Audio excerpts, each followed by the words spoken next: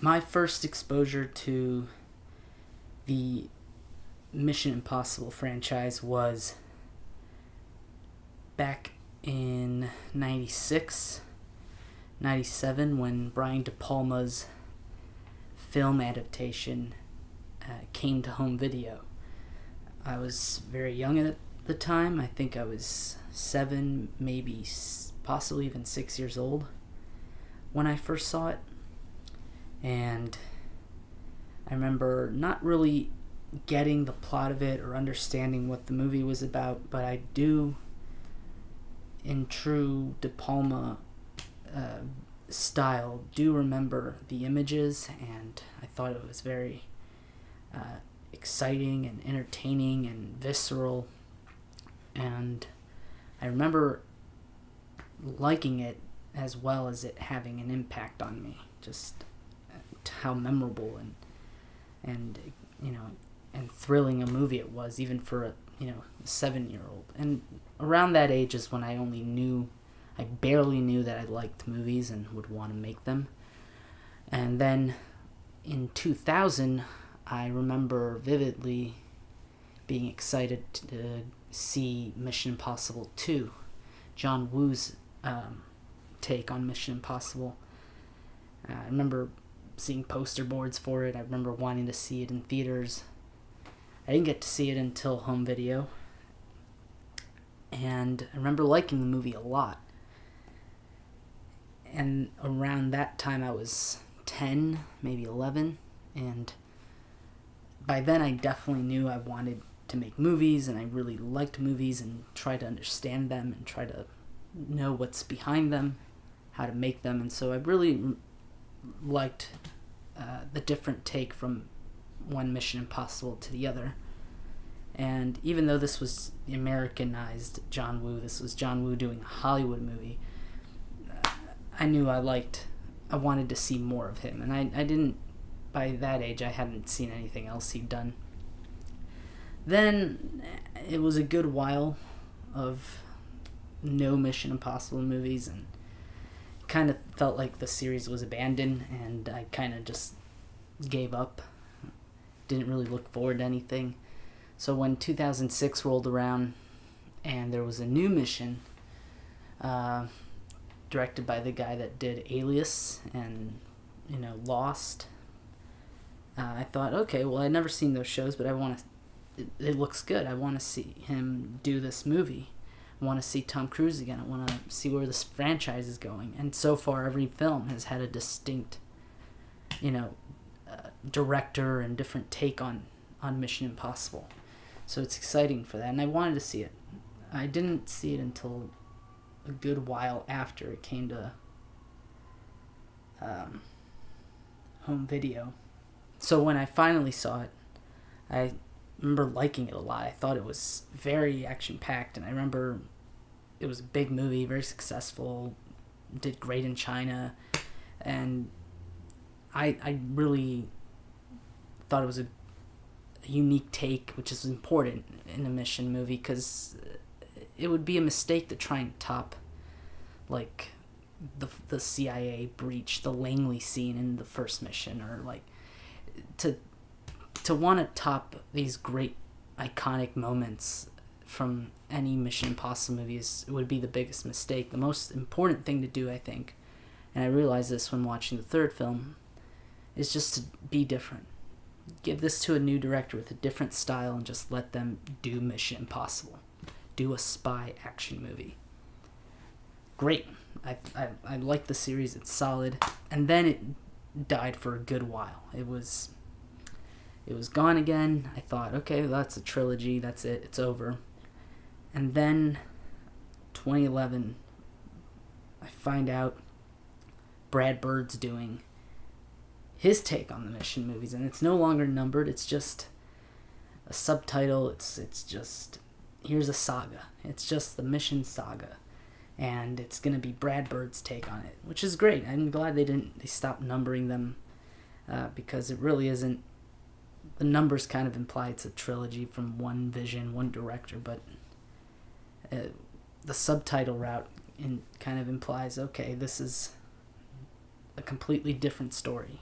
Maybe it continues from the established films or established story, but it's more of a feels more like a saga and not so much like more like the James Bond movies, where the only continuity is per actor that plays Bond.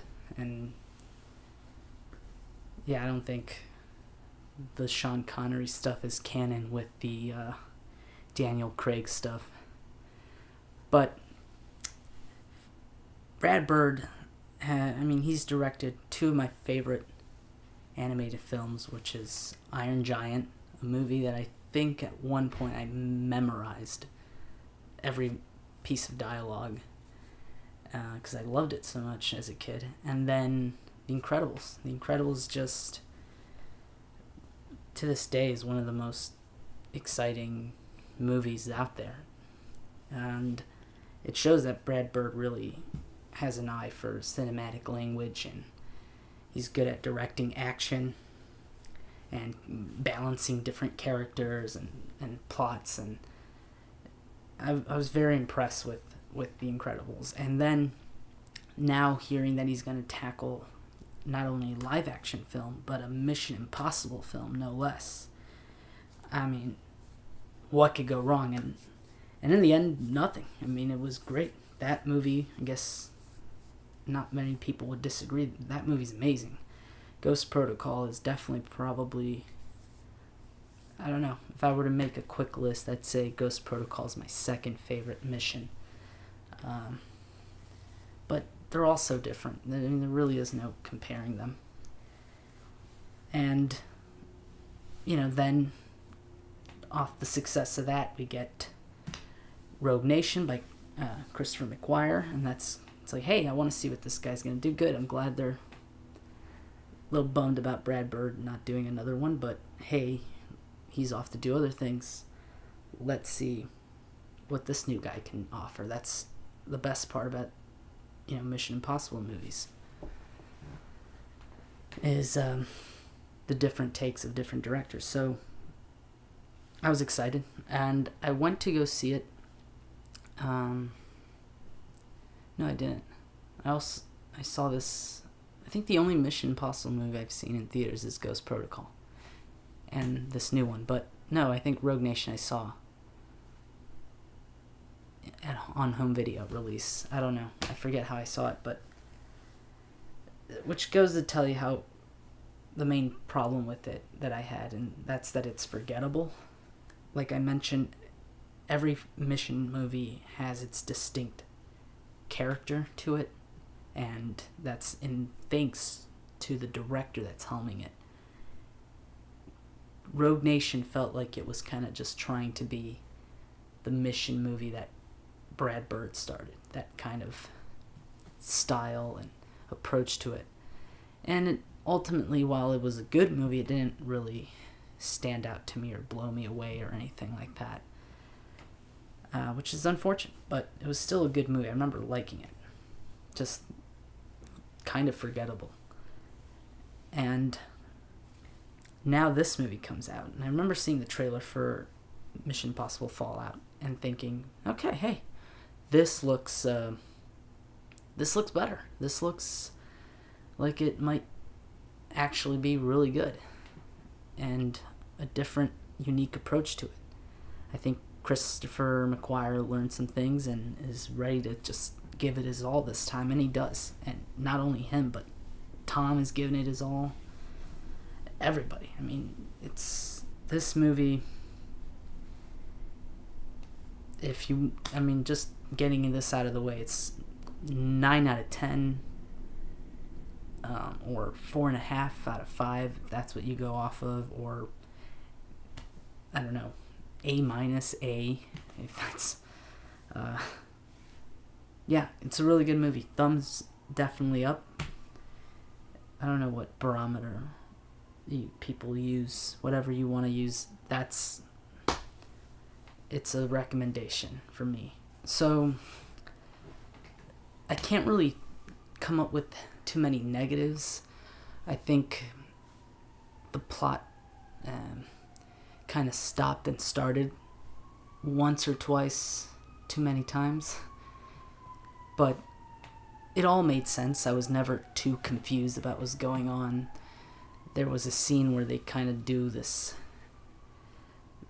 big reveal, and it was about 2/3 into the movie, and I felt that was also kind of like, well, when did they have time to do this plot twist, or when did they have time to turn the tables like this so expertly? And it just felt like it was impressive. I laughed, I smirked, it was nice to see it, but it's kind of clever. But I just thought, it's a movie.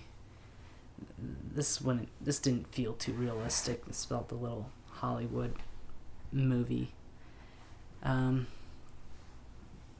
But that's pretty much where the complaints end. As far as performances, plot, pacing, action scenes, direction, cinematography, I was very satisfied with, and at moments impressed. Tom Cruise, his acting is, I think he's got Ethan Hunt down. He knows how to perform that, but I think the main task and obstacle with him in each mission movie is how is he going to entertain us visually, and in other words, saying what stunt can he do that's going to just make us go, hey, that was really Tom doing some crazy thing. And I think he does every stunt in this movie on his own. Every stunt of his is done by himself. He flies a helicopter, he jumps from building to building, runs, sprints really across an entire city, motorcycle chases, all that.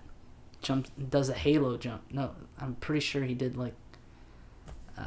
something like 100 takes of that. Just crazy. I don't think that's possible. That's got to be an exaggeration, but that's what I saw. And Cruise definitely entertains to that level. And the important thing about doing that is not only is it kind of meta entertaining, knowing that's actually Tom Cruise doing that. That's not too much CGI or anything. That's really an actor, not a stuntman, an actor doing that. Which is, no actor's ever going to get an Oscar for putting themselves in danger like that, but that just shows it's a tip of the hat to the craft of acting and in action movies. And the biggest benefit is that it gives, when you know that that's happening, it gives your movie a kind of blood, sweat, and tears are dripping from the film, are right in front of us on the silver screen, pouring down. When I see that, to me, that makes me think, hey, this movie's got some soul. When I can see that somebody may have put their life in danger on film, I think this is, doesn't make it a good movie, but it does give it, for better or worse, a bit of soul, a bit of character, a bit of heart. I know that you can make a movie that's completely irresponsible and puts actors' lives in danger, and it can be horrible, but with a mission movie, you know that it's relatively safe, but almost unnecessary. It's does Tom have to do all his stunts? No. But he did, and that's awesome, and it makes the movie even better and more enjoyable. Chris McGuire, again, wrote this, I think, the screenplay and the story for this, which is, I always love that. I like filmmakers who are writers and directors of their own movies. That's great. I don't think J.J. Abrams wrote, the screenplays for his movies. He probably has to do a little bit with the story, but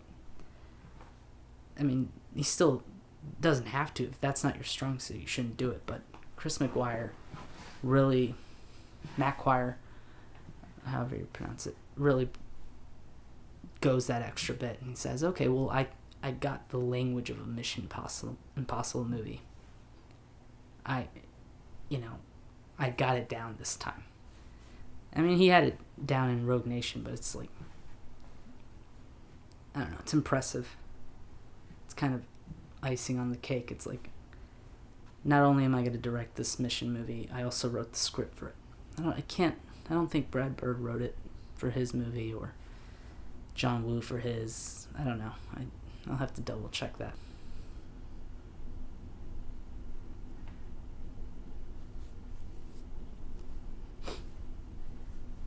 So the film, as far as plot goes, it balances all the characters and different motivations and plots that they're going through pretty well. That's kind of a signature of these movies, of the mission movies, is that they have all these intertwining plots and different characters going in their own different directions, and they all circle at the end and crash with each other, and it's really great, or it's pulled off in a clever way, hopefully, and that's the case here. We see all these characters come together, and it's a very tense movie, very throughout. There were audible gasps and laughter at cheeky moments. It was entertaining. It was a movie definitely worth seeing in a cinema with other people that can kind of synchronize with you and enjoy the movie similarly as you. And yeah, it was definitely a cinematic movie, not just cinematic as in the medium, but cinematic as in this is a movie you kind of want to see in a cinema, in a room with other people. It's a crowd pleaser, I guess. And yeah, a lot of ticking clock moments, a lot of quiet moments. I liked some of these action scenes where you would see everything kind of quiet down. You'd only hear like the sounds of footsteps or engines, or that gets quieted down, and then you only hear the score, a light bit of the score, or there's a moment where you hear nothing at all, and it's really tense. It's very kind of screams like this movie has a director. This movie is being directed. You are being played and moved by a director, and that's good. I like that. I like that most movies usually have like quiet moments and then an action scene that ramps you up, and then the action scene ends and then it ramps back down with another quiet scene. But this movie had an action scene that goes on probably for like 10 minutes, and it's just in the middle of that action scene you get ramped up and then you get quieted down. We're still in the same scene technically, and then ramps up again, and then it finishes. And that was if you don't know what I'm talking about, it's the Paris scene. It's when they're going to do the bad guy plot and kill a bunch of officers, but then they escape that, and then they're back to another chase with like a motorcycle, and it's really intense and awesome, and I really enjoyed this movie. A lot of roller coastering around, a lot of great action scenes, well-directed action scenes, a lot of great moments. Definitely enjoyed the helicopter chase at the end. It kind of reminded me of like Star Wars, like a bunch of TIE fighters and X-Wings shooting at each other, but I don't know, felt really cool to see that, and that setting is just so beautiful. So it had a great finale. It had a pretty tense and satisfying finale to a great action film, and for all we know, it's definitely not the last Mission Impossible movie.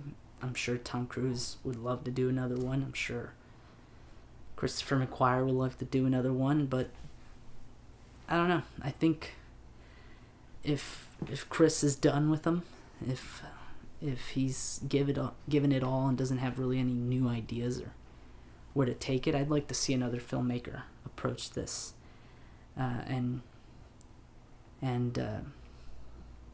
give it a shot, give it their taste and their take on this franchise. But yeah, like I said, would recommend it. And I didn't see it in IMAX, but there's not any real IMAX theaters, and I live in a pretty big city, that they got rid of it.